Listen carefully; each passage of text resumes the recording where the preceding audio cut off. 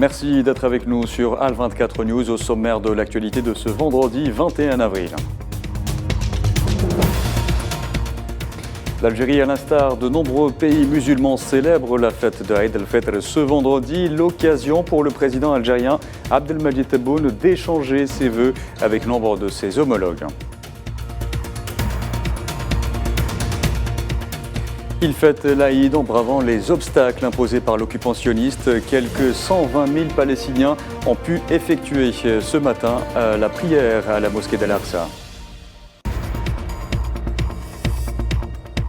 Les armes ne se taisent pas au Soudan malgré la fête religieuse. En dépit de multiples appels au cessez-le-feu, plus de 400 personnes ont été tuées et 3300 blessées depuis le 15 avril. Et en Tunisie, le président Kais Saied réaffirme son rejet catégorique de toute forme d'ingérence dans les affaires internes de la Tunisie, affirmant poursuivre le processus de réforme.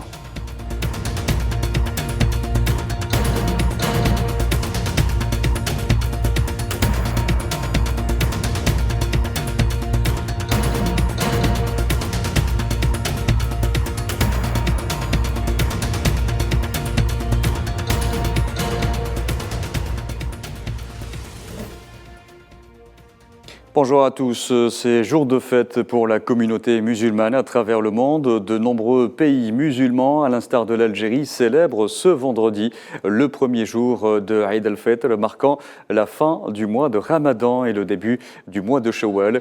La tradition pour célébrer cette fête religieuse varie selon les différentes communautés, mais toutes procèdent aux visites des proches ou encore au partage de gâteaux traditionnels.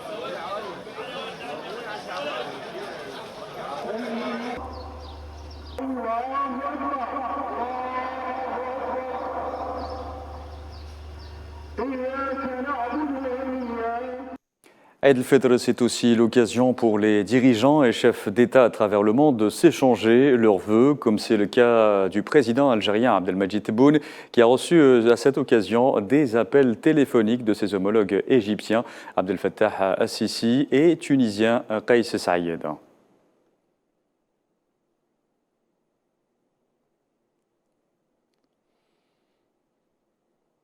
Et à cette occasion également, Abdelmadjid Tebboune a félicité le peuple algérien à l'occasion de l'avènement de Eid al-Fitr, saluant les gestes de solidarité et les œuvres caritatives relevées à travers l'ensemble du territoire et auprès de la communauté nationale établie à l'étranger durant le mois sacré de Ramadan.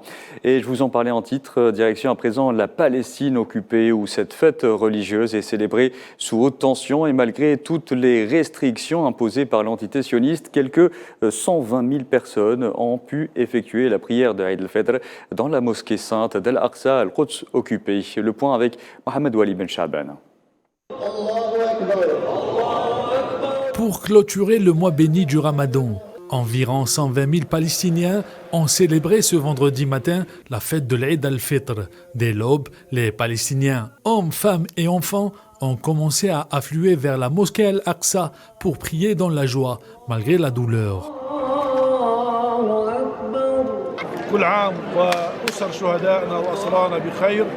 Bonne fête à nos blessés et bonne fête à nos prisonniers dans les prisons d'occupation. Nous prions Dieu pour nous aider à libérer nos prisonniers, à libérer notre pays et à le rendre aux musulmans.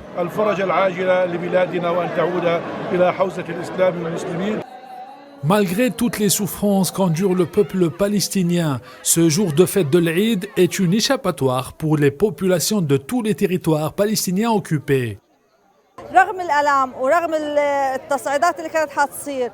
Malgré la douleur, l'escalade qui aurait pu se produire et les menaces, Dieu merci, le cœur du peuple palestinien est toujours rempli de foi et de paix. Dieu merci, le ramadan est passé et nous étions vraiment heureux, même si nous souffrions de ce qui s'est passé à Al-Quds.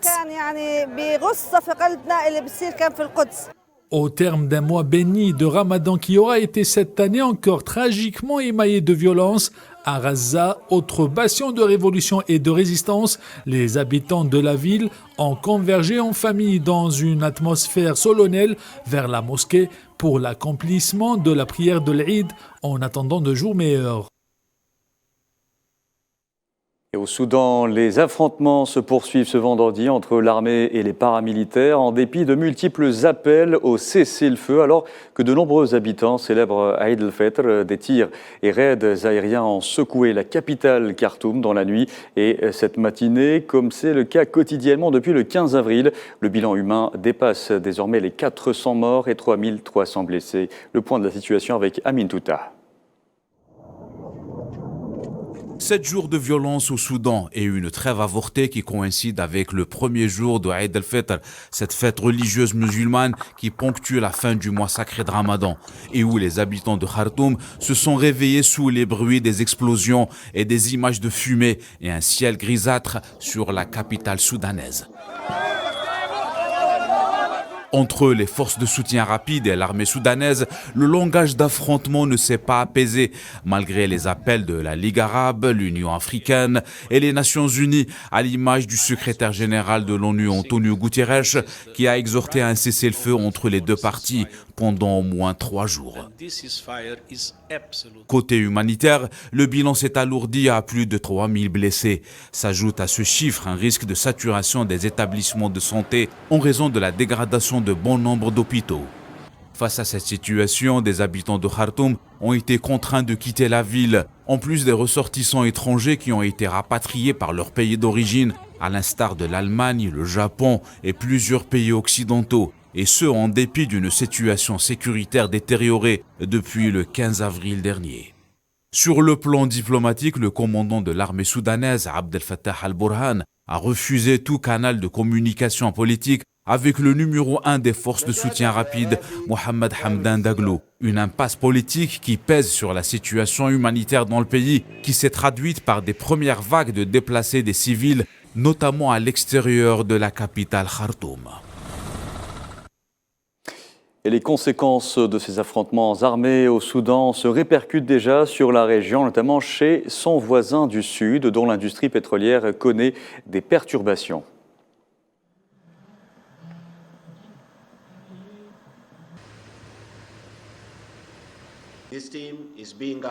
Nous avons une équipe guidée par un plan d'urgence bien défini et structuré qui atténuera de manière proactive la gravité de l'impact des combats au Soudan en redirigeant toute la logistique et le transport de tous nos matériaux, produits chimiques et équipements sensibles vers d'autres itinéraires plus sûrs.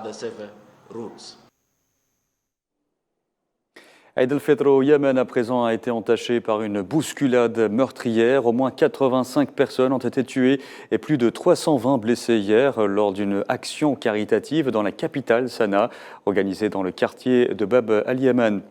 Ce mouvement de foule a eu lieu dans une école du quartier de la vieille ville où des centaines de personnes s'étaient rassemblées pour recevoir des aides financières.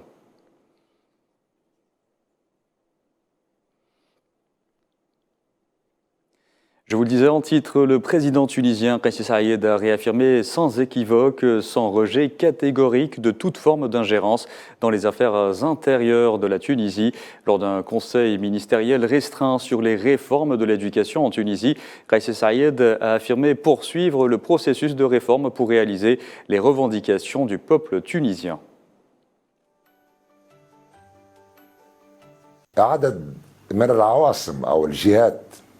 Certaines capitales occidentales ou partis ont exprimé leur désarroi. C'est tout à fait normal que les ministères des Affaires étrangères sont toujours mécontents. Mais pourquoi ces expressions de mécontentement alors qu'actuellement il s'agit d'une guerre civile? La loi a été appliquée par des juges honnête. Est-ce qu'il y a eu une interpellation pour la liberté d'opinion ou pour une position prise? Qu'est-ce que cela veut dire? Pourquoi ces partis n'ont-ils pas été dérangés lorsque 13 soldats ont été massacrés durant le Ramadan? Pourquoi ne se sont-ils pas préoccupés après le bombardement du bus de la sécurité présidentielle?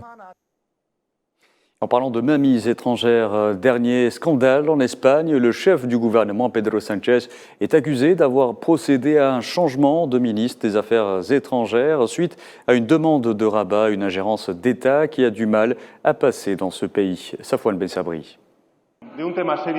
Pedro Sánchez, une nouvelle fois dans la tourmente après une affaire qui n'en finit pas en révélation, selon les enquêtes de la presse espagnole, notamment le quotidien El Confidencial. Le gouvernement Sánchez est accusé d'avoir cédé aux requêtes marocaines quant à la nomination du ministre des Affaires étrangères actuel. El Confidencial révèle que Rabat exigeait lors d'une réunion secrète en 2021 la tête d'Arantxa González Laya, alors chef de la diplomatie espagnole.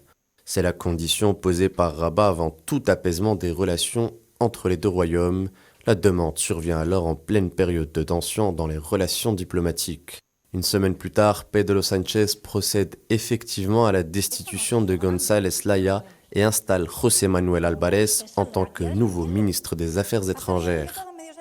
Dès sa prise de fonction, José Manuel Álvarez affiche de prime abord une volonté de renouer avec le Royaume du Maroc. Depuis ces révélations, le gouvernement espagnol est plongé dans une nouvelle crise. On reproche à Pedro Sánchez d'avoir permis une ingérence extérieure dans la scène politique espagnole. En outre, Sánchez, dont le changement de position concernant le Sahara occidental n'a pas manqué de faire réagir l'opposition en Espagne, est désormais accusé d'avoir agi sous influence marocaine, alors que les échéances électorales arrivent à grands pas dans le royaume ibérique. Dans l'actualité également, et à peine rentré de Kiev où il a effectué une visite surprise hier, le secrétaire général de l'OTAN, Jens Stoltenberg, est aujourd'hui présent à la réunion de coordination des alliés de l'Ukraine, organisée dans la base américaine de Ramstein en Allemagne. La réunion est principalement dédiée à la livraison d'armes à l'Ukraine, qui a encore appelé par la voix de son président Zelensky à surmonter les réticences de ses partenaires concernant la livraison de certaines armes. Sofiane Baroudi. À l'occasion d'une visite surprise à Kiev, le secrétaire général de l'Alliance Atlantique, Jens Stoltenberg, a affirmé que l'avenir de l'Ukraine était, je cite, dans la famille euro-atlantique. Il a également rappelé que le principal objectif de l'OTAN et de ses membres était de s'assurer que Kiev remporterait une victoire militaire. La question de l'adhésion de l'Ukraine à l'Alliance devra être examinée lors du prochain sommet de Vilnius à l'été prochain.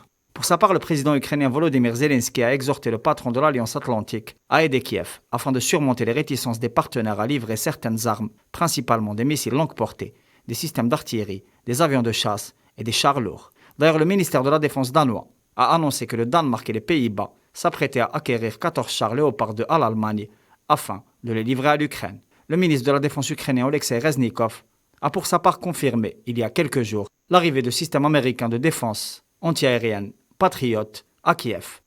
Si la Slovaquie et la Pologne ont livré des chasseurs MiG-29 et que Varsovie a même proposé de remettre une trentaine d'exemplaires à Kiev, le sujet du pourvoi d'armement au front ukrainien en vue de la préparation d'une contre-offensive tant invoquée par les Occidentaux continue d'entretenir des débats clivants dans le camp des alliés de l'Ukraine.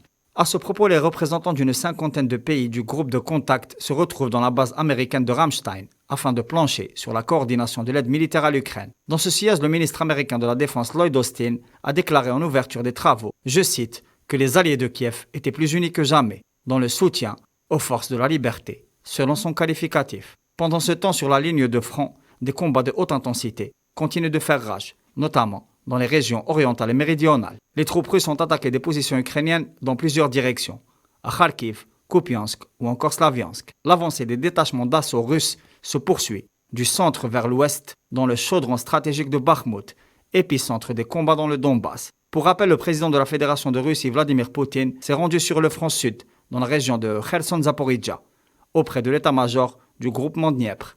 Il s'est également déplacé sur le front est, dans la région de Lugansk, où il a rencontré le commandement opérationnel de la garde nationale russe déployé dans cette zone. Et voilà, c'était la dernière information de ce journal. Merci à vous de l'avoir suivi. Vous pouvez revoir ce programme sur le site d'Al24 News ou à travers nos différentes plateformes en scannant le QR code qui s'affiche en bas de votre écran. Excellent après-midi à tous.